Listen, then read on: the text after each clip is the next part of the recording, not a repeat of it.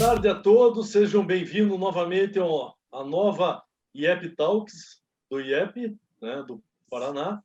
O Instituto de Engenharia do Paraná sente-se honrado pela presença de todos vocês. Em nome do nosso presidente Horácio Guimarães, nosso diretor técnico Ferruccio Kochinski, agradecemos a presença de todos. Hoje teremos um assunto muito interessante, que é a parte de gestão estratégica, né, que o Marcelo, o nosso palestrante Rodrigues, vai apresentar, que vem exatamente da metodologia Lean, né, da metodologia enxuta, né? E o Giancarlo Fedalto, que é o nosso coordenador da Câmara Técnica de Mecânica, irá apresentar o nosso palestrante. Nosso horário da palestra será das 17 às 18 e das 18 às 18h20 é uma pausa para as perguntas, né? Então, vou anotando as perguntas, pode, à medida que a pergunta for aparecendo para você, entra ali na aba QIA, Question and Asks, e, por favor, coloque a sua pergunta ali. Sua pergunta vai ser respondida pelo Marcelo no final do evento. Não esqueça de entrar também no nosso site, iep.org.br, e verificar todos os nossos cursos, todas as nossas lives, palestras técnicas, não só na Câmara Técnica de Mecânica, que é hoje, né? Mas também das outras 13 câmaras. Temos 14 câmaras técnicas no IEP, com a finalidade de difundir a engenharia no estado do Paraná. Seja bem-vindo aí, Marcelo Rodrigues. Espero que a palestra seja um sucesso, como foi a sua anteriormente. Giancarlo, agora é com você. Boa tarde a todos. Como o Antônio Moura falou, nosso palestrante é Marcelo Rodrigues. O Marcelo, ele é diretor técnico e cofundador da Gemba Group. Gemba Group, ela está voltado na questão do Lean, certo? E faz consultorias voltadas ao Lean. E hoje o tema vai ser um planejamento estratégico que tem o nome em japonês Hoshin Kanri. Bem, depois o Marcelo corrige a minha pronúncia, tá? Então, por gentileza, Marcelo, tenha essa palavra e tenha uma boa palestra. Muito obrigado a todos. Valeu, muito obrigado, Giancarlo, muito obrigado, Antônio Moura, obrigado aí pelo apoio de vocês, pelo convite. É um prazer, né? Estamos aqui numa segunda vez, né? Fizemos uma palestra há um tempo atrás, batemos um papo e hoje a gente vai falar de um tema bastante relevante, bastante importante e bastante atual, né? Para esse momento aí que nós estamos vivendo dentro das empresas, que é um momento de revisão de estratégias, é um momento de entender onde nós estamos inseridos nesse novo cenário, o que vem pela frente, né, com essa questão da pandemia, do Covid, do dólar, da relação do nosso governo com outros governos, né, das mudanças aí de lideranças no mundo. Tudo isso impacta diretamente as empresas e impacta diretamente a forma como nós temos que pensar os nossos negócios, né? Então, eu atuo dentro das empresas já há algum tempo, né? Como consultoria, já há 15 anos que eu atuo junto com as empresas, e chega final de ano, é época da gente fazer planejamento e desdobramento estratégico. Esse ano nós temos 8 projetos em andamento, com empresas dos mais variados segmentos, né? Empresas na área de tecnologia, educação, construção civil, saúde, tá? E empresas assim de faturamentos distintos, chega a 30 milhões, e outras empresas de 300, 400 milhões ano, né? Porém, a leitura das empresas, o objetivo, a busca dessas empresas são bem similares, são bem parecidas, porque todas elas querem entender qual é o cenário, onde elas estão inseridas e de que forma que elas podem se organizar para objetivos maiores, né? Para que a empresa seja rentável, atenda os objetivos dos seus investidores, atenda os objetivos dos seus clientes, não deixe de atender os objetivos dos seus colaboradores, né? Da comunidade. Tudo isso envolve a decisão estratégica de uma empresa. E esse é o tema que nós estaremos tratando hoje, através aí do, só trazendo a nomenclatura, né? O Hoshin Kanri, que é um termo japonês, também chamam de Hoshinkanri, tá? Então, como é japonês ali, tá perdoado aí, Giancarlo, na fala, viu? Tá? Obrigado. A gente não domina aí a linguagem dos japoneses por enquanto, né? Mas é um termo bastante importante, assim, e vocês vão perceber durante a passagem de hoje que ele está diretamente relacionado a qualquer tipo de empresa, em qualquer tipo de ambiente, né? Qualquer país que seja necessário envolver uma empresa, é importante ter um bom conhecimento sobre essas estratégias, tá? Para vocês aí está aparecendo o slide azul? Sim. Então, beleza. Bom, primeiramente, né, falar um pouquinho sobre o Gemba Group, né? Nós somos um grupo que atuamos em 3 frentes: treinamentos, capacitação, ensino, né, educação na área de Lean, Six Sigma, gestão de projetos, gestão de qualidade. Atuamos numa segunda frente como consultoria na área de Lean, Six Sigma, gestão da qualidade. E atuamos também através da nossa plataforma Produze, com 2 Es, Produze, no ensino à distância, né, no EAD. Então, são as frentes aí que nós temos como negócio, por isso o Gemba Group, né? O Gemba atua nesse cenário desde 2008. Nós somos uma empresa de 12 anos de idade, estamos em Curitiba desde então e atuamos aí a nível do Brasil em várias frentes, várias empresas dos mais variados segmentos, né? Sempre aprendendo e trazendo aí para o dia a dia das empresas algumas práticas enxutas, né? Então, antes da gente falar sobre o Hoshin Kanri, é importante entendermos que a prática de Hoshin Kanri ela está diretamente relacionada às iniciativas da filosofia Lean, né? Então, a filosofia Lean ela tem aí os seus princípios, né? Os 5 princípios, que é valor, que é foco no cliente, fluxo de valor, compreender os nossos fluxos e entender os desperdícios existentes no processo, o fluxo contínuo, né, que é garantir a continuidade, que não haja quebra de fluxo nos processos, independente do processo, o sistema puxado, que é atender de acordo com a solicitação do cliente, e, por fim, o 5º princípio, a melhoria contínua, né, a evolução constante.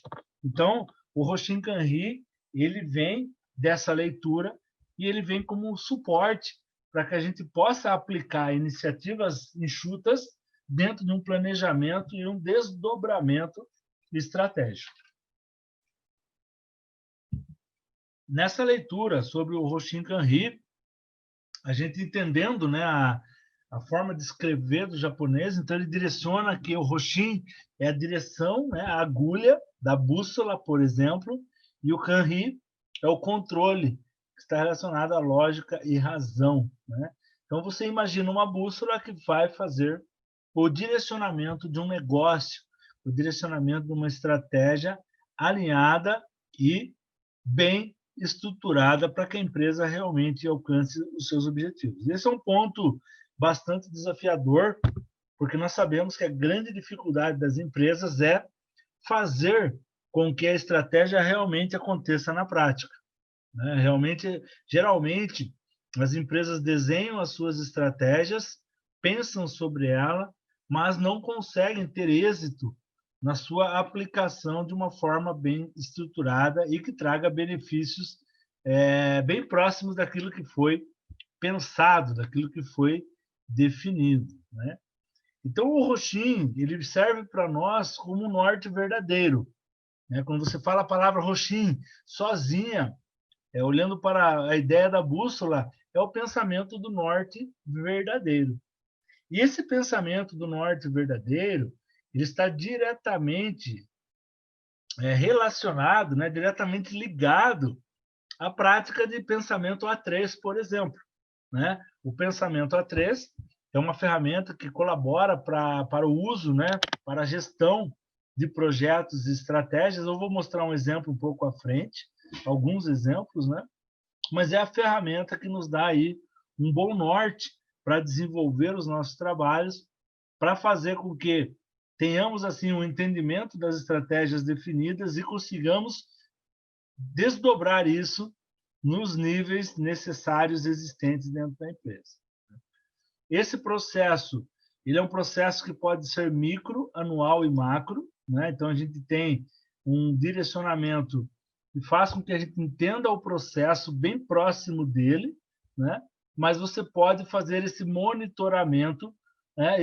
Vamos dizer assim, esse plano para um período. Então você cuida do processo, mas atendendo a uma visão macro, né? Uma visão estratégica e pensado pelo menos aí por um ano, né? Um ano de execução, de monitoramento aí desse método. Para que o método funcione bem, nós temos uma técnica que nós conhecemos como catball. Um pouco à frente eu vou falar um pouco mais dessa técnica. E ela é utilizada para quê? Para dar suporte nos alinhamentos, nas interfaces existentes dentro das empresas, né? Na quebra dos silos departamentais, né? Onde você tem lá os silos e as empresas ficam divididas e às vezes não há uma boa interface, um bom alinhamento. E esse catball ele vem com essa ideia de quebrar esse tipo de dificuldade, de quebrar esse tipo de problema, né? Todo catball, todo roxinho, ele precisa de um líder de desdobramento. Então nós precisamos de alguém que puxe e direcione as iniciativas de desdobramento, né, que é a cascata, né, cascatear as ações necessárias. Esse é um plano bastante complexo, né? E o pensamento A3, novamente, ali para fechar a ideia, tá? Para organizar a nossa estratégia através desse pensamento. Quando a gente pensa sobre o roxinho, a gente cria ali uma forma, né? Uma forma, vamos dizer assim, entendida como o ideal para que a gente desenvolva o nosso trabalho. Então, nós temos ali um guia para um bom roxinho, é entender quem somos. Quem somos como pessoa? Não. Quem somos como empresa, né? Você está fazendo uma reflexão sobre o que realmente a nossa empresa é, qual que é a participação dela no mercado, como ela é vista, né? Através da visão externa, não da visão interna, tá? Tudo isso nos dá uma boa base para a gente saber se nós estamos atendendo a necessidade do nosso cliente ou não. As empresas de sucesso são empresas que conseguem perceber claramente o que elas são no cenário, né? E muitas empresas, com o tempo, apesar de elas no início da sua história ou durante muito tempo elas saberem quem somos, né? Com o tempo ela perde essa referência. Quando a empresa perde essa referência, ela passa a correr riscos, né? Ela passa a ter dificuldades para se adequar à necessidade do mercado, né? Para se achar como empresa. E isso traz um risco muito grande, que dentro do planejamento estratégico é importante que as empresas compreendam qual é o seu papel, né? Isso tem muito a ver com as nossas crenças, com aquilo que a gente busca, né? Porque cada empresa tem as suas crenças, ela existe por um motivo, né? Além de faturar e ter lucro, mas ela tem um motivo por trás de tudo isso, né? E ela sabe exatamente para onde está indo, porque é uma empresa que é monitorada, é gerida, ela é controlada, ela sabe o caminho que ela está percorrendo e quais são os percalços, né, os desafios dentro desse caminho. Isso traz uma reflexão alinhada ao passado, porque o planejamento estratégico, claro que a visão principal dele é uma visão de futuro, né, isso está muito claro, porém, a gente não pode olhar para o futuro e desacreditar ou deixar de lado, né, uma leitura sobre como nós fomos daqui para trás, né? O que aconteceu, o que serviu de base para sermos o que somos hoje. Então, essa é uma reflexão bastante importante, bastante necessária, que faz parte do nosso futuro também, né? E precisamos entender as nossas condições. A gente fala Gemba, né, o porta a porta. O Gemba é uma nomenclatura que significa local onde as coisas acontecem. Então, nós entendemos, através desse método, que se eu quero conhecer uma realidade, se eu quero entender, eu tenho que estar no Gemba, eu tenho que estar próximo de onde as coisas acontecem. E esses são os direcionamentos, né, que nós temos aí como guias para um bom roxinho. Então, na visão da empresa, Quando a empresa ela é definida, ela descreve a tua visão, né? Para onde ela quer ir, o que ela quer ser. Tá? Depois ela tem uma missão. Por que essa empresa existe? E depois ela define os seus valores. A visão, missão e os valores de uma empresa, por muito tempo, foram vistas como requisitos obrigatórios para uma ISO, por exemplo. Mas não é, muito mais do que isso. Isso é a verdade sobre a empresa, né? Aquilo que está escrito como visão de uma empresa realmente tem que ser o norte dela, né? Então, se a empresa lá fala, eu quero ser a maior escola de capacitação profissional do Brasil, é uma visão. Até 2030 é uma visão. Só que essa visão ela somente vai se tornar realidade se nós trabalharmos nisso todos os dias, né? Agora, se a gente colocar a visão, esquecer que ela existe, a gente não ler, não refletir sobre ela, pelo menos uma vez a cada tempo, né, a cada período, dificilmente nós alcançaremos esse objetivo, né? Nós chegaremos àquilo que está sendo proposto. Então, nós precisamos, sim, ler constantemente a nossa visão, a nossa missão e entregar todos os dias os nossos valores. Então, eu conheço empresa que tem lá valores, pessoas, mas no dia a dia nem olha para as pessoas, no dia a dia não respeita as pessoas, não valoriza as pessoas, não se relaciona com as pessoas, descarta as pessoas periodicamente com a mesma facilidade que contrata, demite, etc. Então, não adianta eu ter no meu valor que eu respeito as pessoas, se na minha prática eu não respeito as pessoas, né? Então, tudo isso tem que ser refletido, tudo isso tem que ser trazido à tona quando nós estamos falando de planejamento estratégico. Planejamento estratégico é muito mais do que definir metas de faturamento, né? Planejamento estratégico é definir qual é a nossa relação com os stakeholders, né? Com aquilo que é mais importante: mercado, clientes, investidores, colaboradores, sociedade. Qual que é a nossa relação com tudo isso? Esse é o centro, né, de toda a leitura aí que nós temos em relação às empresas. Então, a gente abre uma reflexão muito forte sobre isso. E aí a gente vem para a análise de mercado, né, bastante conhecida como SWOT, onde você pega e compreende, né, quais são os pontos fortes e fracos, quais são as oportunidades e ameaças existentes. Geralmente, os pontos fortes e fracos a gente olha internamente, né, dentro da nossa casa, como se fosse uma autocrítica, né? Você faz uma reflexão mais profunda sobre a sua necessidade. Quando você está falando sobre a questão do cenário externo, é onde a gente olha oportunidades e ameaças, né? Para a gente saber exatamente onde nós estaremos nos posicionando num próximo período, né? Esse período pode ser um período de 6 meses, 1 ano, 2 anos, 3 anos, né? Depende muito da particularidade de cada empresa. Imagina assim, num cenário como agora, um cenário de pandemia, um cenário que está se desenhando para uma crise de segunda onda para janeiro, fevereiro, no pico, né? O que nós vamos esperar desse cenário? Nós vamos montar um planejamento estratégico para 1 ano? Será que se sustenta? Não sabemos. Nós não sabemos o que pode colapsar, né, nos negócios, porque nós já estamos sofrendo muito por causa disso. Está faltando tudo, está faltando madeira, está faltando aço, está faltando papelão, está faltando embalagem, está faltando plástico, né? Tudo está faltando no mercado. E por que está faltando? Porque houve um buraco no meio do caminho devido à pandemia. Esse buraco pode acontecer de novo. Então, a gente está trabalhando nas estratégias das empresas para 2021 no cenário A, B, C, né? Que é o cenário realista, pessimista e o otimista, porém com uma visão mais curta do que é o tradicional. Geralmente a gente trabalhava com visão de 1 ano. Nós estamos trabalhando para 2021 com visão de 6 meses.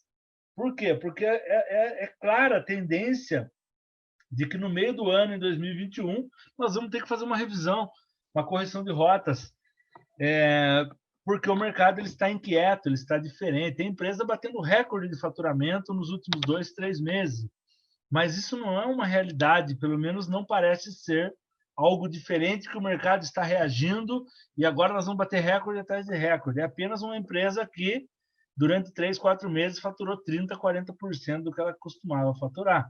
Então, se você pegar a média geral dos meses, você perde para o ano anterior ou até 2, 3 anos anteriores, né? Então, não tem um crescimento realista no mercado. Tem, sim, um efeito sanfona, um efeito chicote que está impactando a empresa. Então, a ideia é olhar para a empresa, entender essas oportunidades, forças, fraquezas, oportunidades e ameaças, para que a gente possa organizar um próximo período de uma forma mais assertiva possível, né? A gente só não pode deixar o barco, deixa o vento levar, né? Na hora que o vento bater, a vela se ajusta. Não pode ser assim.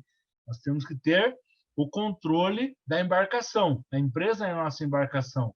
O controle é nosso. Nós ajustamos as rotas, né? Nós ajustamos as velas. E a análise SWOT ela é muito rica para nos direcionar nisso, né? Ela é simples, mas muito eficaz, né? Na revista Fortune, algum tempo atrás, saiu uma matéria sobre planejamento estratégico e lá falava que menos de 10% das estratégias são formuladas de forma eficiente, né? Ou seja, são realizadas de forma eficiente. Então, o que significa isso? Que na maioria das falhas, em torno de 70%, o problema não é desenhar a estratégia, o problema é executar a estratégia. E por que executar a estratégia é a dificuldade? Porque a execução da estratégia sai do papel, né? O papel aceita tudo. O papel, colocar no papel é fácil faturar 3 vezes mais no próximo período. A questão é como tornar essas ações, essas práticas que estão no papel, algo que realmente faça sentido, que realmente impacte positivamente. Esse é o grande desafio, esse é o ponto de reflexão que nós trazemos, né? A aplicação prática daquilo que foi desenhado e previsto. E aí que entra o grande diferencial do Hoshin Kanri, que não é um planejamento estratégico tradicional. Apesar do tradicional também usar o BSC, também usar a análise SWOT, mas daqui para frente nós vamos falar uma linguagem diferente, porque é aqui que vem a grande diferença na forma de fazer o Hoshin Kanri acontecer, né? Então, o BSC, para nós, ele serve como uma referência, né? Porque é o balanceamento dos indicadores, tá? Ele trabalha no centro de tudo com a visão e a estratégia da empresa, então, a estratégia de um período, a visão macro, e com 4 frentes principais, né? O financeiro, processos internos, pessoas, né? Que é aprendizado e crescimento, e clientes.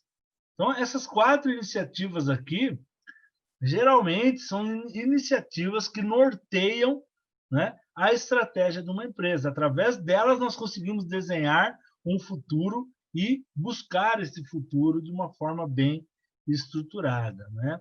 E aí, quando você desdobra essa estratégia, você tem o quê? Aquilo que você tem como definição do mapa da estratégia, objetivos, indicadores e metas. Então, na área financeira, eu defino, eu quero ter lucro e receita. Para que eu tenha lucro, eu tenho que ter crescimento no meu negócio e participação no mercado, que é o market share, né? Ou percentual de aumento de faturamento.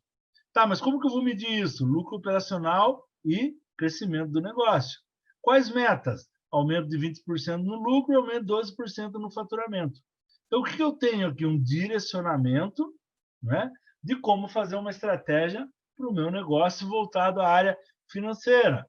E aí temos exemplos aqui de clientes, de processos internos e de aprendizado e crescimento.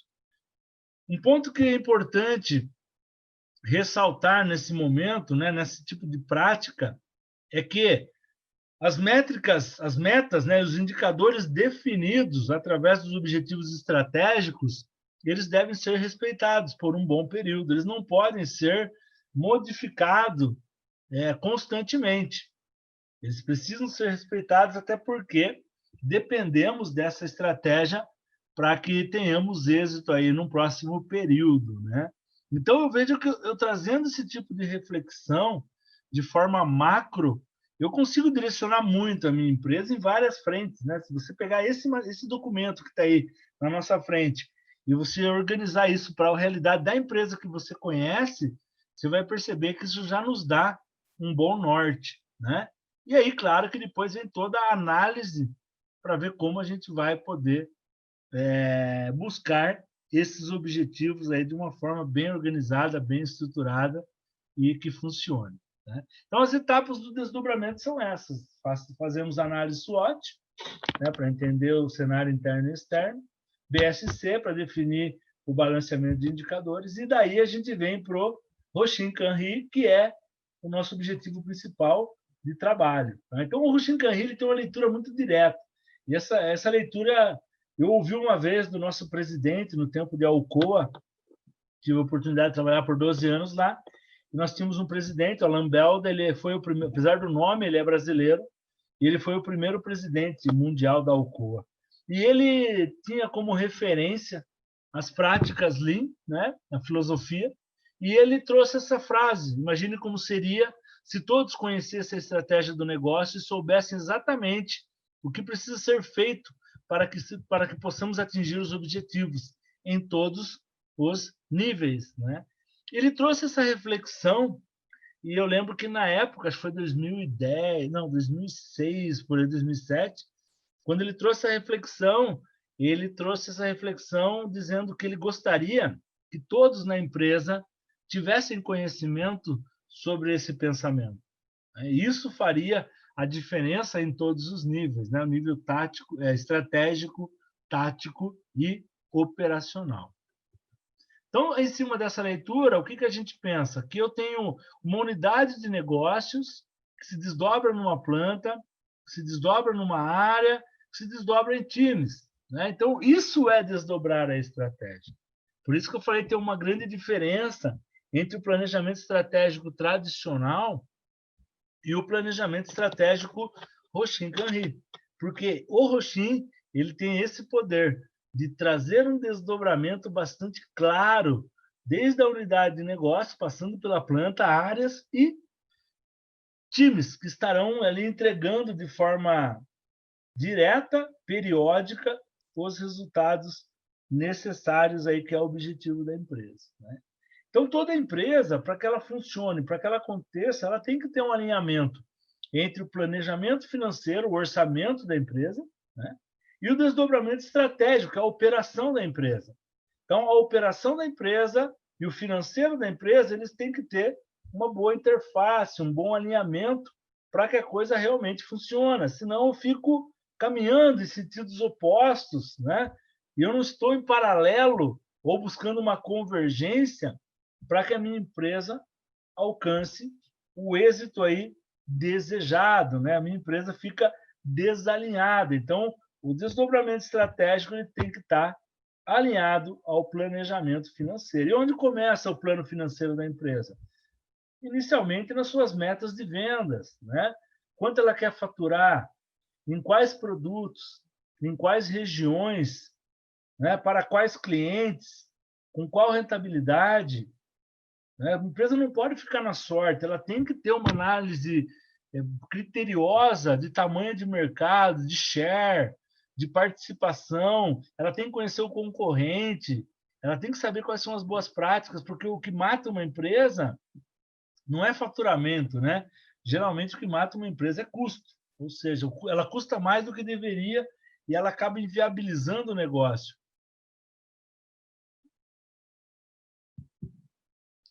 Então, quando a gente fala sobre essa leitura de desdobrar a estratégia com uma visão, planejando a forma, entendendo, né, o nosso orçamento, é a forma mais adequada para a gente evoluir num planejamento estratégico, né? Por quê? Porque a empresa ela tem os objetivos dela, são objetivos globais e objetivos específicos, né? O global é ganhar dinheiro, a empresa existe para ter lucro, tá? Não a qualquer custo, não pode ser assim. Ela tem que ter uma boa organização, ela tem que ser bem gerida, ela tem que ser bem monitorada, né? Ela tem que ter momentos de feedback, de análises criteriosas para garantir que o rumo esteja correto, né? Então, ela define claramente suas receitas, seu lucro operacional, seu fluxo de caixa, etc. Né? São exemplos aí que iniciam o norte verdadeiro de uma empresa, iniciam o direcionamento estratégico da empresa. Né? Então, essa visão, quando ela nasce lá em cima, geralmente ela é vista através dos diretores, CEOs, né, dos investidores. Esse pessoal tem ali um alinhamento bastante claro com a visão e com a missão, né? Em cima disso, eles vão montar as estratégias. Quais são as estratégias para que a gente possa atuar fortemente no mercado? Feito isso, esses gerentes, nós vamos entender essas estratégias e definir alguns objetivos. Eu estou saindo do estratégico, estou indo para o tático, né? Dentro do tático, já indo para o operacional, os objetivos viram metas. E as metas se transformam em ações.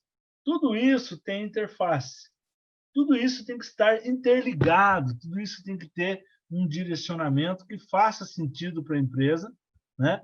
Para que ela possa organizar a ideia, para que ela possa descer o seu plano estratégico de uma forma que seja compreendida e que seja realizável, né? Que seja realista. Eu não tenho como definir um objetivo que ele é totalmente utópico, totalmente distante de uma possibilidade, de uma viabilidade, né? Então, por isso até que eu comentei que 2021 é um ano atípico novamente. A gente não sabe o que será. A gente está projetando em cima das ideias que nós temos, porém, o risco de desvio é muito grande, para mais ou para menos. Então, a gente precisa estar atento para que haja flexibilidade, né? Porque não dá para congelar também a proposta, o projeto, e ficar amarrado naquilo sem que o mercado também esteja adequado às nossas propostas, né? Aos nossos propósitos. Tá? Então, quando a gente faz esse tipo de trabalho, geralmente a gente organiza através de uma ferramenta como essa. Esta folha aqui é conhecido como A3 macro ou estratégico, é a ferramenta que nos direciona para o norte verdadeiro. Então, aqui eu trabalho geralmente com 5 frentes nessa ferramenta, né? O requisito do meu negócio, que é o meu desejo, que é o meu objetivo maior, que é aquilo que eu realmente estarei buscando num próximo período. Daí, na sequência, tem a situação atual, que é onde nós estudamos o cenário atual, né? O cenário atual é daqui para trás, né? De hoje para ontem, tá? Posso olhar 1, 2, 3 anos, dependendo do negócio, dependendo do mercado, eu vou definir qual é o período de verificação que nós queremos ter, né? Então, a gente olha para o passado, na situação atual, é de hoje para trás. Na situação alvo, depois de compreender bem a situação atual, né? Aí é onde nós temos o quê? A oportunidade de buscar uma projeção, tá? Então, quando a gente tem aqui na situação atual, você está desenhando uma situação, você estuda ela. Você estuda para quê? Para ter uma boa base, para quando você buscar a situação atual, a situação alvo, você possa fazer uma projeção, né? Pode ver aqui tem uma projeção, aqui tem uma projeção, aqui tem uma projeção, né? Então você trabalha em cima dos indicadores existentes para transformá-los em indicadores futuros, né? Isso é pensando na estratégia, alinhado aí ao norte verdadeiro da empresa. E depois, na sequência, vem o quê? O plano de ações. O que eu vou fazer para transformar isso, né, nisso? Então, eu tenho um plano de ações que eu vou executar e depois eu vou medir. Como que eu meço? Através dos meus indicadores. Que indicadores são esses? São os mesmos indicadores, né, que a gente viu aqui atrás. Ó. Voltando, os mesmos indicadores que estão aqui. Ó. Esses indicadores aqui, né, e metas, é o que vai servir de referência para a gente fazer o nosso trabalho de forma bem organizada e com fácil gestão, né? Então, o A3 é isso. A A3 é uma ferramenta fantástica que colabora. Então, o planejamento estratégico tradicional, você não ouve falar sobre os A3, você não ouve falar sobre o desdobramento, né? Você não ouve falar sobre os níveis que a gente pode estar trabalhando. Então, por isso que eu digo que ele é diferenciado. Por quê? Após eu montar o meu A3 macro, e o meu indicador, importante ressaltar, que essa seta aqui, o meu indicador tem que estar diretamente relacionado ao meu requisito. O meu indicador tem que medir aquilo que eu tenho como objetivo quantitativo aqui, ó. Senão não faz sentido, né? Então, se eu tenho objetivos quantitativos no requisito, ele tem que ser medido no meu indicador. Tá? Feito isso, nós temos um A3 macro, o A3 que direciona o negócio. Então, na sequência, a gente vai buscar o quê? O entendimento dos propósitos da autodireção de forma alinhada. Nós vamos fazer o quê? Nós vamos pegar e montar A3 de nível 1 ou né, A3 de nível 2. Então, o que eu estou vendo aqui? Ó? Quando eu desenho um A3 de nível 1 aqui, ó, eu estou olhando para o estratégico da minha empresa. Tá? Isso é uma visão voltada à estratégia da empresa. Quando eu olho para esse nível aqui, né, nível 1 e 2, eu estou olhando para o tático da minha empresa. Né? E aí um ponto que não está na apresentação, mas acho bom ressaltar que o nível mais evoluído de 1 a 3 é quando ele está desdobrado na operação através do gerenciamento diário. Então, percebam que a estratégia nasce lá em cima e ela é desdobrada até o nível da operação, né? Através do gerenciamento diário, gestão visual, hora a hora. São indicadores de performance, né, da inteligência do negócio, que é monitorado periodicamente. Então, eu entendo que se eu tenho uma visão macro de um ano e eu consigo desdobrar essa visão macro de um ano para um período bem mais curto, automaticamente eu tenho condições de entregar melhores resultados e de forma bastante alinhada. Né? Então, esses são os pontos aí importantes para a nossa leitura do desdobramento estratégico. Né? E o que eu faço nesse plano? Eu direciono a estratégia e recebo resultados. Né? Aqui, ó, eu estou direcionando resultados. Tá? Então, essa é a leitura que a gente tem no planejamento estratégico. E de forma alinhada. Tudo isso aqui que nós estamos vendo aqui dos fluxos, são fluxos que estão gerando interfaces entre os departamentos, entre os níveis. Né? Não adianta nada desdobrar uma estratégia se não há um alinhamento desde lá de cima, desde o estratégico, descendo para o tático até chegar no operacional. Uma empresa é um conjunto de engrenagens, né? Esse conjunto de engrenagens é como faz funcionar o nosso corpo, por exemplo.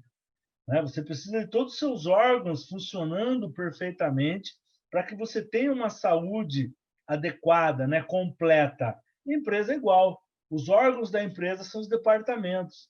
Se eles não funcionarem adequadamente, se eles não tiverem interface entre eles, né? Se o pulmão não oxigenar o sangue, se o sangue não bombear, não passar pelos nossos órgãos corretamente, automaticamente a gente vai ter problemas, a gente vai sofrer por causa disso. Empresa não é diferente.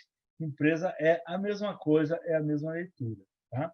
Então, o Roshin-Kanri, né, ou o desdobramento estratégico, ele nos ajuda a desdobrar, conhecer melhor, definir metas e ações e buscar de forma incansável, né, os objetivos que nós temos nas nossas empresas. Tá? Então, toda empresa tem seus objetivos que são direcionados continuamente e nós temos aí as nossas metas, né, para buscar, e essas metas devem estar alinhadas aí ao desdobramento da estratégia. Então, essa visão do Roshin-Kanri, geralmente, a gente, como eu falei no início, lá a gente trabalha com ela numa visão de 1 a 3 anos, né? Desdobramento de metas e estratégia. Por que de 1 a 3 e não mais? Porque a gente sabe que o mercado, o cenário, ele muda muito rapidamente. E se você trabalhar com um tempo muito longo, pode ser que você perca o time para a tomada de decisões, para adequações. Né? A gente conhece um monte de empresas que ficam obsoletas no meio do caminho. E por que essas empresas ficam obsoletas no meio do caminho?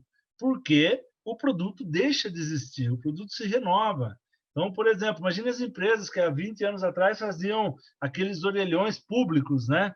Se aquela empresa, não sei qual é a empresa, não sei o nome, mas estou sugerindo, vamos imaginar que uma empresa daquela não evoluiu no seu produto, ficou, vou continuar no mercado de orelhão público. Cara, morreu, não existe mais orelhões públicos, e o que existe é muito pouco, né? É quase raro encontrar um Diferente de antigamente, que cada esquina tinha um. Então, o cenário muda, por isso que a gente trabalha em tempos mais curtos. Tá? Agora, a visão da empresa, lá em cima, essa visão tem que ser a longo prazo, porque não adianta eu querer ter uma visão totalmente, vamos dizer assim, de futuro, bem evoluída, com alto impacto, tá? Se eu não tiver uma boa posição da situação atual. Então, não adianta ter uma visão curta, eu tenho que ter uma visão a médio e longo prazo para que possa fazer sentido, né? Tendo a visão, eu tenho a minha missão, que é o porquê existe o meu negócio, aqui são as minhas relações, né? E os sistemas de gerenciamento, tá? O que são os sistemas de gerenciamento? Está aqui, ó, né? Esses sistemas de gerenciamento são o quê? Ferramentas, mapas de fluxo de valor, desdobramento estratégico, gestão visual, trabalho padronizado, Pokayoke, que é evitar o erro e a falha acidental, método de análise e solução de problemas, entregar o que meu cliente quer, quanto quer, just in time, fazer o nivelamento das minhas demandas, dos meus projetos e processos, manutenção produtiva total para equipamentos, desenvolvimento de produtos, desenvolvimento de pessoas e, no centro, tudo a visão, né, de ser enxuto. Então, toda essa interface, tá, com esses sistemas de gestão, de gerenciamento aqui, ó, tudo isso aqui tem que ser parte da transformação de uma empresa que busca, né, a aplicação da estratégia de forma alinhada, organizada. Tá? Mas aí vem a questão, tá, mas como que eu faço isso? Quais são as dificuldades que a gente encontra? Bom, eu faço muito esse trabalho. Ontem eu estava numa reunião sobre isso. Segunda-feira participamos, né, dessa reunião. Hoje eu participei durante o dia de uma reunião sobre esse assunto, amanhã e quinta de novo. Então, assim, chega no final do ano, é o tempo todo trabalhando nisso. É uma pergunta que eu ouço muito, tá, mas quais são as dificuldades de se implantar esse tipo de método, né? E os principais pontos que eu sempre trago são esses. Primeiro, as empresas têm uma certa falta de alinhamento entre a própria direção da empresa. Então, faltou alinhamento, vai dificultar o desdobramento. Porque se nem a empresa está alinhada entre ela, como que eu vou desdobrar isso com a minha equipe, né? Aí eu chego lá, tenho uma ideia e imponho minhas metas e propostas. Nem sempre as pessoas estão preparadas para fazer com que as minhas metas e propostas aconteçam. Elas precisam estar engajadas e buscar isso, né? Na maioria das vezes, o método aplicado é o método tradicional. Vai lá, escreve um documento e guarda na gaveta, né? Ou escreve um documento e deixa guardado no computador. Então, a metodologia não é adequada. Tá? Falta de entendimento. Você vai lá e define uma metodologia, como essa que eu estou explicando, mas as pessoas não compreendem. Às vezes, ruídos na comunicação, informações que o tempo todo estão, né, dificultando a evolução do trabalho. E muitas vezes não tem ali uma boa definição do norte, né? Então, esses aí são alguns dos pontos que dificultam bastante o nosso trabalho, né? E que às vezes impede ter um maior êxito, tá? São as dificuldades que a gente encontra aí na implementação do Hoshinkanri. Então, para entender a ideia que está por trás de tudo isso, né? O que está por trás desse Hoshinkanri é a leitura, né, do desdobramento da estratégia desde a unidade de negócios, tá? Então, nós estamos lá desde a unidade de negócios. Em cima dessa leitura, a gente coloca o pensamento PDCA, né? Vou planejar, vou executar, vou verificar e vou agir para corrigir rotas. E esse PDCA é o que dá a base para a minha ferramenta principal para a realização desse tipo de projeto, que é o quê? O meu A3 estratégico, né? Então, eu monto o meu A3 estratégico com o objetivo de garantir e sustentar um programa, né, desdobrado de forma bastante adequada. Quando nós estamos desenvolvendo esse trabalho, as questões de metas, elas são muito importantes. Por quê? Uma meta mal definida, ela pode trazer uma perda muito importante de mercado, de clientes ou de resultados, né? Ou até a inviabilidade de execução de algum projeto, né? Então, quando a gente fala a meta tem que ser smart, a gente olha para esses termos. Não precisam ter todos eles, sabe? Mas a maioria tem que ser específica. O que eu vou medir? É mensurável, tenho que conseguir medir. É alcançável, é aquilo que eu sei dentro do tempo possível que eu tenho, eu vou alcançar. É realista, existem práticas de mercado que já alcançaram essas metas, não é? É tangível, eu consigo tangibilizar isso para a minha realidade. Então, dentro da definição de metas, a gente trabalha aí com a leitura SMART, né? Para a gente poder direcionar bem aí os nossos objetivos, né? O modelo mais adequado que a gente traz para um planejamento, né, e um desdobramento estratégico é esse aqui que nós chamamos de uma estratégia desdobrada, o modelo híbrido, né? Por que ele é híbrido? Ele é híbrido porque ele tem aqui a questão hierárquica, né? Ele nasce lá em cima e ele vai descendo. Então, isso aqui é uma questão vertical, hierárquica, tá? Ele tem aqui algumas iniciativas que são horizontais, né? Financeiro, de perdas, disponibilidade operacional. Então, isso torna o quê? Esse A3 um A3 matricial. Ele tem esse alinhamento vertical e ele tem um alinhamento horizontal, que nós também chamamos de matricial, tá? Que faz com que haja um bom alinhamento, uma boa organização na estratégia da empresa. Ele sai da leitura 100% hierárquica, né? Para não ficar aquele negócio de chefe mandando, e entra para uma leitura interdepartamental voltada a processos também, né? E a partir do momento que a gente consegue trazer essa leitura para o processo, a gente consegue ter uma maior eficiência no alcance de resultados, tá? Então, isso aqui é um modelo bastante comum, que está sendo bastante aplicado dentro das empresas. Legal. Feita a estratégia, montado o A3, né? Fomos lá, montamos o A3, tem uma boa definição aqui, tem lá o A3 macro, tem lá o A3 de nível 1, tem lá o A3 de nível 2, né? Montamos o A3, a estrutura. Aí o que a gente faz? A gente vem para o evento que nós chamamos de catball, né? O que é o catball? Primeiro, o catball é a cereja do bolo, né? Dentro da nossa estratégia, né? E por que é a cereja do bolo? Porque é no momento do catball que nós vamos fazer o quê? Um bate-bola mesmo. Nós vamos trocar ideias, nós vamos levantar pontos críticos, nós vamos ver qual é o sincronismo entre as áreas e quais são os pontos de correções que nós temos que fazer. Então, nós estamos criticando, nesse momento do catball, toda a estrutura existente do planejamento estratégico. E após essa análise crítica, a gente vai lá e faz o quê? Uma atuação direta para corrigir rotas, para voltarmos naquilo que nós temos aí como objetivo principal, né? E como que funciona esse catball? É uma prática bastante simples, porém muito eficaz, né? Que é trabalhar com as questões dos post-its. A gente trabalha com post-it de 3 cores. Então, se eu tenho dúvidas em alguma questão, eu trabalho com post-it amarelo, né? Se eu tenho alguma sugestão para alguma questão, eu trabalho com post-it verde. E se eu tenho algum conflito para alguma questão, eu trabalho com post-it rosa ou laranja, a cor que quiserem, né? Mas são 3 cores diferentes. Esse movimento, esse momento, ele é um momento único, ele é um momento central do planejamento de desdobramento estratégico. Por quê? Porque através dele nós conseguimos fazer as correções de rotas, né?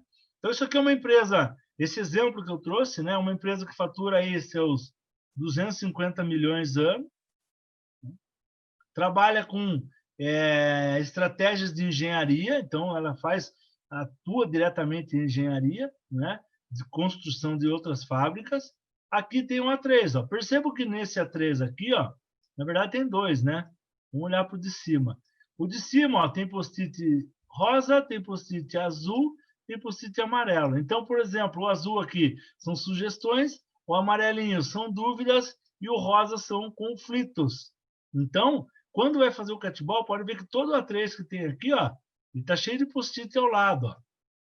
Porque ele está sendo feito um catball, onde eu estou criticando, eu estou tentando entender. E aqui nessa fotografia ao lado estão os gestores, né? As pessoas que participam, os donos desses A3. Então, esse A3 pode ser desse cara, esse A3 pode ser desse outro, esse A3 pode ser dessa pessoa aqui atrás, né? Esse outro A3 tá, esse aqui que está lá no fundão pode ser dessa pessoa que está aqui, tá? Então, cada dono do seu A3 está presente aqui nessa reunião, né? Para que a gente possa fazer aí o catball. Aqui nós temos um exemplo da estrutura, a gente chama de árvore de desdobramento, tá? A árvore de desdobramento nada mais é do que a estrutura hierárquica da empresa, onde nós estaremos abrindo o A3. Então, o A3 macro fica aqui, o A3 de nível 1 tem aqui 5 A3, né? Aí vem aqui os A3 de nível 2. E aqui embaixo, na operação, o gerenciamento diário, que não entra no catball, é uma outra prática, né? E aqui mais alguns exemplos, tá? Um A3 com 3, 5, 8 post-its, outro A3 com 14, 12 post-its, um outro com 2, um outro com 7, né? Um outro com 20, tá? Cada área, geralmente as áreas que mais recebem post-its são as áreas comercial e recursos humanos. Isso, em geral, nas empresas, são as áreas que mais recebem. Mas isso aí não é só uma estatística assim, que eu tenho mensurado, né, ultimamente, por curiosidade, tá? Então, são as áreas que mais recebem. E daí, aqui é o catball. Então, percebo que aqui, ó, as pessoas, aqui é a área de RH, ó, pode ver de baixo, aqui a RH está cheia de post-it. Então, o pessoal está discutindo iniciativas voltadas à área de recursos humanos. Aqui do lado já tem o pessoal da engenharia. Então, o pessoal da engenharia está discutindo ali os temas de engenharia, né? Então, percebo que o catball ele funciona envolvendo todas as partes. Feito o catball, o que a gente tem que fazer? O monitoramento. Então, para montar um A3, é sempre da esquerda para a direita, de cima para baixo, né? Olha a linha azul, montando o A3. Para eu ler um A3, é de baixo para cima e da direita para a esquerda. Então, veja a linha vermelha, eu começo por aqui. Se precisar, eu volto até o requisito. Se precisar, tá? Então, você monta num sentido e lê num outro sentido, tá bom? Dentro da verificação, montamos o A3, temos lá as estratégias definidas da empresa, a gente vai fazer o quê? Correção de rotas. Então, olhar os desvios, né? Entender os desvios, usar ferramentas específicas que colaboram para a melhoria e fazer as correções de rota. A gente não pode aceitar que os problemas e os desvios, né, se mantenham, sejam constantes, tá? E depois que fazemos as correções, vem para nós o quê? Os hanseis, né? Hansei, na linguagem japonesa, significa a reflexão, né? Então, é sempre bom fazer uma reflexão, tá? Quais são os nossos maiores desafios nessa proposta, nesse novo tempo, nesse novo negócio, nesse novo mercado, né? Está claro o que devemos fazer, todos conhecem o plano de ações, todos conhecem qual é a estratégia, qual é a atividade e função de cada um. E as metas estão sendo atingidas periodicamente, nós estamos vendo isso ou deixamos isso de lado, sabe? Os projetos que nós estamos tendo como base fazem sentido? Podemos melhorar? Podemos apoiar? Então, o Hansei ele traz aí inúmeras reflexões, né, que colaboram para que o nosso planejamento estratégico realmente funcione, tá? Então, esse é o ponto aí que a gente traz como reflexão, né, para a gente poder trabalhar organizando a nossa empresa, preparando a nossa empresa para o futuro, trazendo as pessoas para que elas sejam parte de tudo isso, e assim a chance de termos uma empresa organizada, rentável, estruturada, preparada, com pessoas que entendam para onde estamos indo, não somente no nível de direção, mas em todos os níveis, até a operação, a chance aumenta-se muito através desse método e os resultados eles são bem interessantes, têm sido bem eficazes, pelo menos nas experiências, né, que eu tenho vivido com algumas empresas, a gente tem alcançado assim um êxito bem bacana e tem sido bem funcional, tanto que as empresas que a gente começou, tem empresa que está no 5º ano, 6º, 7º, 3º, 2º ano, e assim, de todos que nós fizemos até hoje, eu lembro de uma que por alguns problemas internos abriu mão de fazer esse ano, tá? Mas mesmo assim, estou sensibilizando para que eles voltem e não percam isso, né, de referência, porque realmente no futuro vai ser muito importante. Legal, gente? Preparei aí 1 horinha, faltam 2 minutos para 6. Era isso, né? Vou abrir um tempo até para a gente bater um papo, para vocês tirarem algumas dúvidas também, tá? Mas era esse o tema que eu queria trazer, mostrar a importância sobre o planejamento e desdobramento das estratégias. Beleza? Parabéns, Marcelo. Excelente apresentação, bem interessante. Eu me recordo, ano passado, nós fizemos um trabalho de casa na Associação Brasileira da Internet Industrial, lá no prédio do Ágora, na Perini Business Park, em Joinville, né? E nós dividimos o A3 e o Catball em 3 quesitos específicos para a indústria 4.0, né? Pessoas, tecnologia e mercado.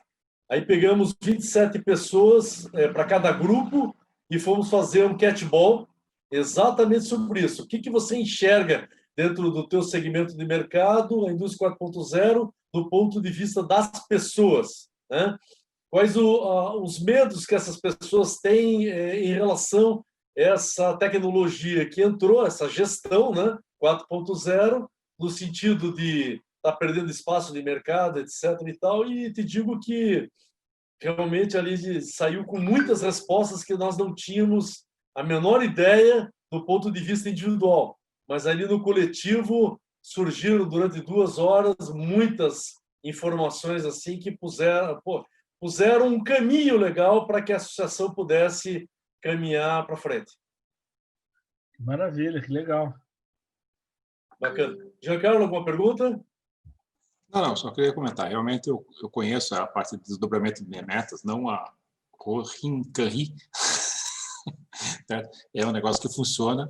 O A3 eu acho uma ferramenta excelente, excelente mesmo. E principalmente o BSC também. É onde começa, não começa no BSC, né? Depois vai para A3, desdobramento de metas e tudo mais. Eu posso garantir que funciona, porque eu já tive isso, digamos, vivenciei isso na prática.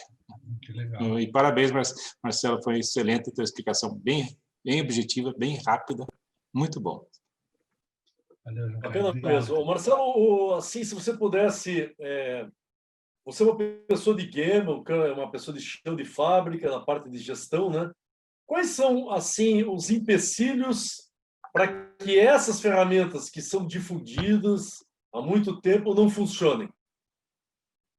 Quais são os empecilhos? Bom, primeiramente, né, o que a gente tem visto muito assim, que é muito comum, a questão cultural, né? A questão cultural das empresas, elas sofrem muito para ganhar força nesse tipo de iniciativa. E não é nem por maldade, tá? É mais assim por falta de conhecimento mesmo.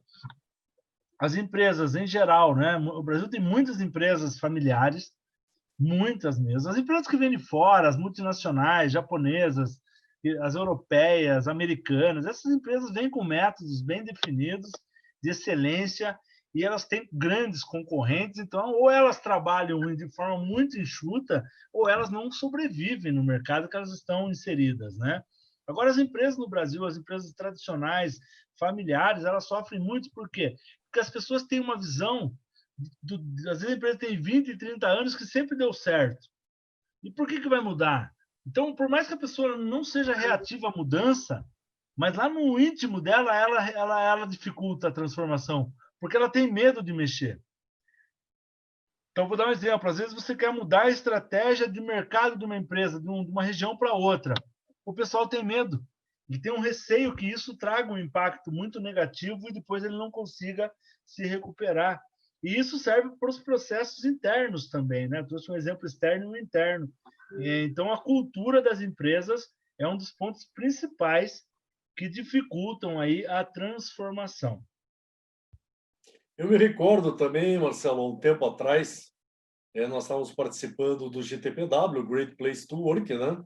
quais são as melhores empresas para se trabalhar. Aí se divide em 3 tipos de empresa: média, grande e pequena, né? E eu me recordo que um dos grandes pontos ali que pontuava essas empresas é a questão da comunicação, né? Você vê hoje os departamentos como um feudo individual ou eles se comunicam livremente sem problema?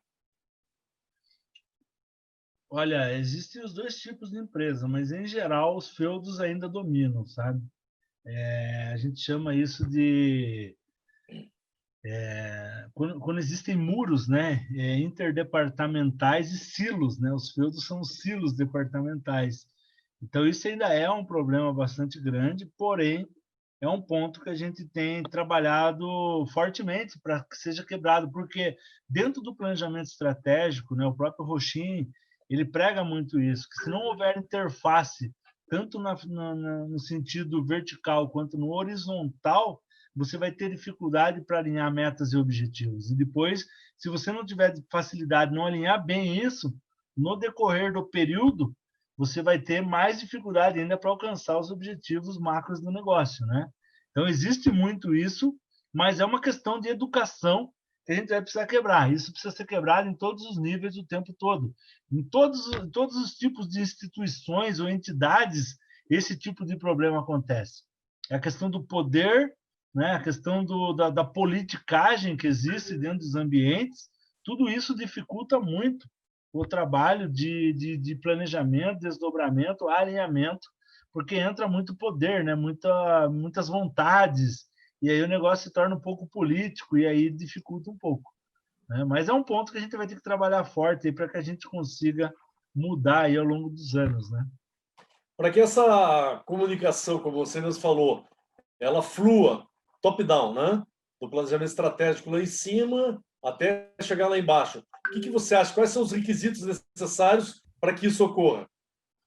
Bom, primeiramente, uma empresa ela nunca é decidida por uma pessoa só, né?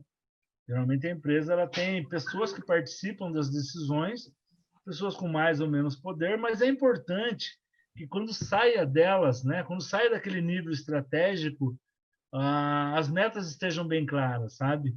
O que a empresa quer, o que a direção quer, quanto eles querem crescer no próximo período, qual que é o mercado que eles querem atuar, como eles querem tratar esse tipo de direcionamento. O norte verdadeiro tem que estar definido. Se o norte está bem definido, quando você desdobra, a clareza é muito maior. Mas o que acontece muito nas empresas é que o norte não é bem definido. Às vezes a empresa, já vi a empresa querer fazer com pressa, um planejamento eu vou fazer aí umas 2 horinhas e a gente resolve isso. Não resolve, você não tá, em 2 horas você não vai conseguir projetar nada, você não vai conseguir ter profundidade na análise e nada, né? Então, assim, as empresas precisam realmente levar a sério esse momento, usar um tempo necessário para isso e, em cada nível que ela for desdobrar, a estratégia já chegar definida, pelo menos no nível acima. Aí eu vou sustentar. Vou imaginar que eu sou um cara da área comercial. O meu diretor chega para mim e fala: nós vamos crescer 25% na região sul. Pô, eu sou o gerente da região sul.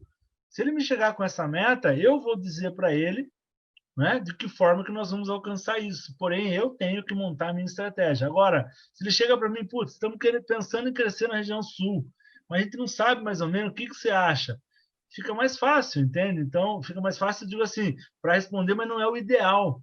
Porque o ideal é que venha uma meta, pelo menos clara, definida. Depois, o caminho que a gente vai percorrer, cada nível vai desenvolver o seu, né?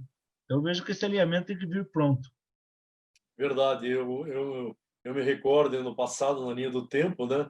Até o ano 2000, as coisas eram impostas, né? Quanto é que nós queremos crescer? 25%. Se vira. Depois, não. O gestor passou a fazer os seus planos da região, né? Ou dos estados, do distrito, dependendo da situação, e apresentar de onde ele iria trazer aquele crescimento que a empresa precisava, ou talvez não conseguisse aquele crescimento, mas somando todos os colegas a nível Brasil, você poderia estar dividindo essa responsabilidade desse crescimento, quantos colegas poderiam crescer mais ou menos do que você, chegando àquilo que a empresa desejava, precisa, né? E você vê assim quantas horas para uma empresa pequena, né? Uma empresa aí de 100 funcionários para baixo. Quanto tempo demora, assim, em termos de hora, para implementar um conceito desse? Olha, para implementar um conceito desse estruturado em 2, 3 níveis, de 24 a 32 horas para fazer um plano legal, assim, bem estruturado, que vai valer para um ano. Entendi. 24 a 32 horas. Treina, monta o macro, monta a árvore de desdobramento, desdobra nível 1, atualiza, monta os A3, faz o catball, valida. Nem trabalha com nível 2, tá? Nível macro e nível 1. 32 a... Isso aí, nesse tempo aí que eu falei, mais ou menos. Não é muito, né? Não é Levando em muito tempo. consideração que é uma questão estratégica, né? Não é, eu não acho muito, só que imagina, desse tempo você vai envolver aí umas 10 pessoas. 10 Claro. pessoas vezes 32 Pessoas horas. importantes da estrutura. E quanto custa mais ou menos para... Nós estamos aqui no Instituto de Engenharia, nós temos centenas de milhares de empresas, são 4.500 associados no estado inteiro. Quanto custaria mais ou menos para a implementação desse conceito? Olha, eu não saberia dizer exatamente o preço, sabe, desse programa, assim, porque eu não trato muito a questão de preço, assim, mas a questão técnica, tá? Mas eu acredito que tá o programa todo com capacitação, com implantação, com desdobramento, documentação, eu acredito que esteja algo em torno aí de 25 a 30 mil reais. Eu acho que é mais ou menos isso. Bacana, né? Analisando, não é um custo absurdo perante todas as dificuldades que uma empresa tem por não tê-lo, né? Não ter o Não, planejamento, o alinhamento estratégico, a dificuldade dos feudos conversando entre sim. si e assim por diante, né? Sim, essas empresas buscam faturamento de 30, 50, 80, 100, 300 milhões, né? Então, você está fazendo um plano, uma organização, onde você vai ter uma estrutura para o ano todo de indicadores, uma boa base de dados, com uma estratégia bem definida, por um valor irrisório perto do resultado que isso traz para o teu negócio, né? Ele organiza a tua empresa, ele ajuda a tua empresa a ter menos perdas e ter um norte mais bem definido. Então, acaba sendo um custo-benefício interessante, entendeu? A BMEG está perguntando aqui no WhatsApp o seguinte, em relação à questão envolvendo o planejamento da área como um todo, independente se é uma pequena, média e grande empresa, né? A maior parte das pessoas de média e grandes empresas aprenderam anos atrás lá com o Frank Kaplan, o BSC, né? Balance Scorecard, né? Existem outros programas, né, que de mais acesso, que custem mais barato, no sentido de estar implementando esse quadro de resultados balanceados por uma empresa?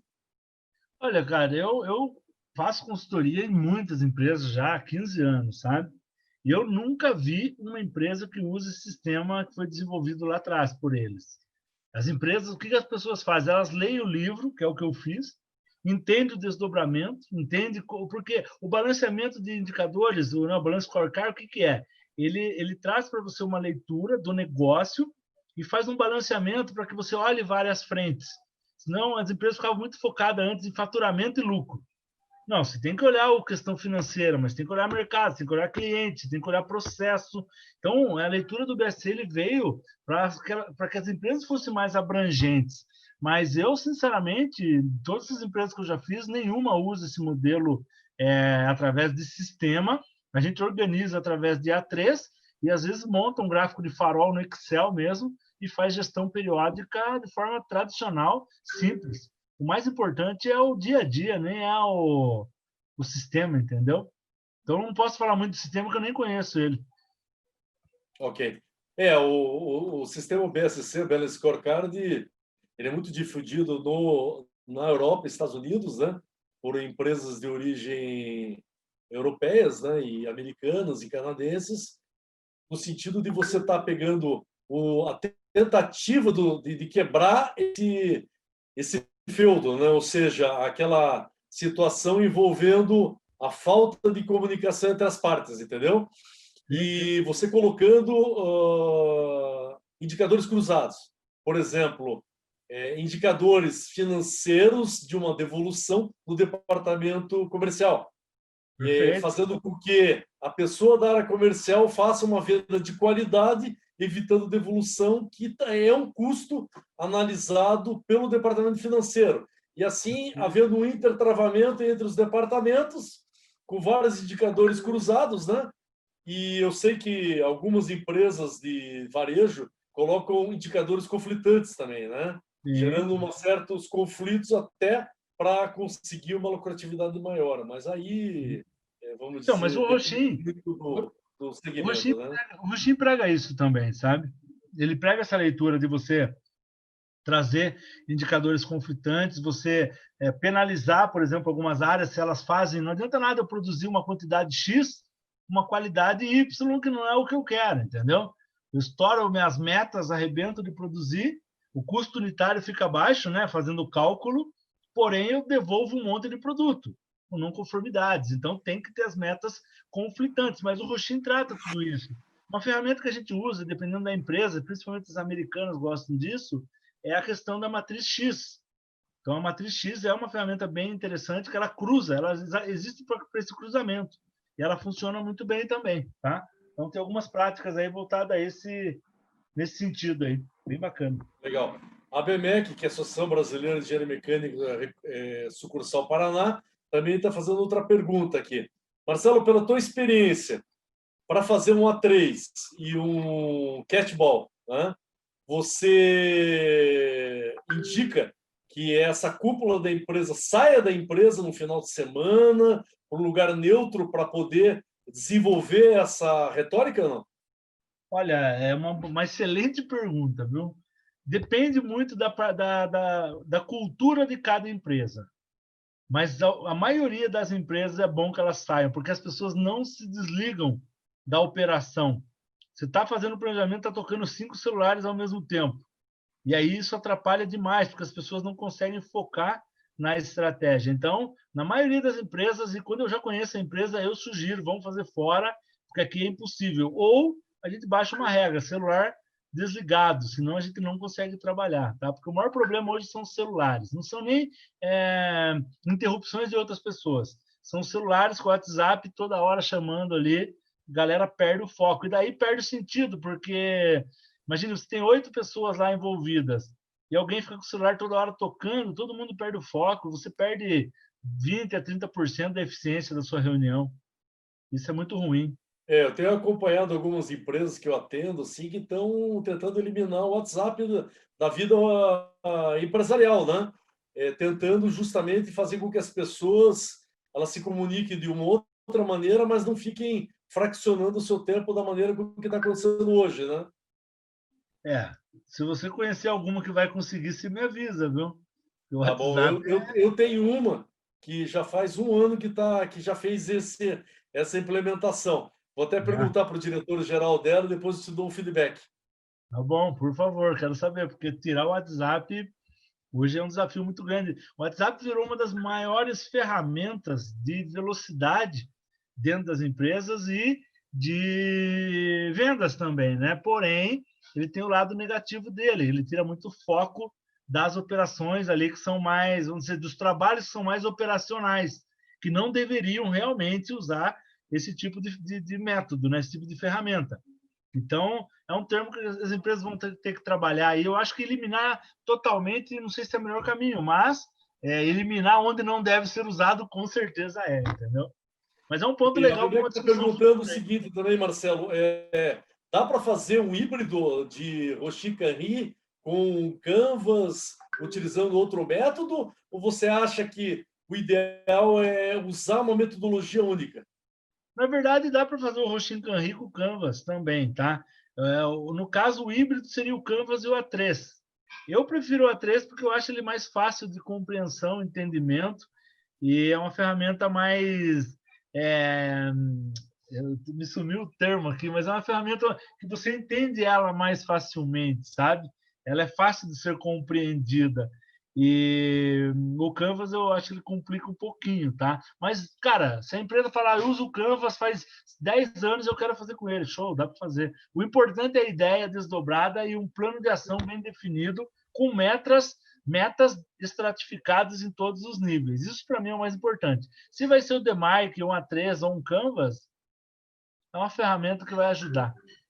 E agora, nessa busca de digitalizar tudo, né, que é a indústria 4.0, a gestão 4.0, você vê esse A3 e esse Catball indo para alguma ferramenta eletrônica para isso ou não? Olha, o Catball eu não vejo, sabe? Por quê? É claro que agora na pandemia nós usamos iniciativas 4.0. Usamos, por exemplo, um aplicativo chamado Miro, através do Teams, para fazer um Catball com 15 pessoas de uma empresa X aí. Então, nós usamos o 4.0 para facilitar as relações à distância. Funcionou bem, mas, ao meu ver, ficou aquém do que é o presencial. As discussões são mais profundas, os entendimentos são mais adequados, é olho no olho, né? É uma definição mais... Né? Não sei se é porque eu sou de uma geração onde tratar as coisas pessoalmente é mais adequado, eu entendi que não foi o ideal. Porém, já é feito, tá? Mas eu não acho, na minha leitura, eu não vejo isso num curto prazo tomando conta, sabe? Uma iniciativa 4.0 definindo a estratégia e mudando a forma de fazer esse plano e esse desdobramento, entende? E você vê, assim, pós-pandemia, né? Se é que nós podemos falar disso, não sabemos o futuro, você acha que tudo aquilo que foi conquistado em termos de processos, né? A distância, EAD, etc., como nunca foi visto na história da humanidade como agora, você acha que tudo voltaria ao que era antes ou não? Não, não voltaria e não voltará, né? É uma leitura assim quase certa, né? As reuniões à distância existirão muito mais, os voos de aviões, você vai menos para outros lugares, tem coisa que você pode resolver aqui tranquilamente, sem pegar um avião. Nós aprendemos que é possível fazer muita coisa à distância. Eu vou dar um exemplo rápido. Nós fizemos um projeto com o Sicredi, a nível aqui em Paraná, e nós alcançamos aí, nós fizemos uma redução de lead time de 60% num processo X e um aumento de 54% no atendimento aos cooperados, né?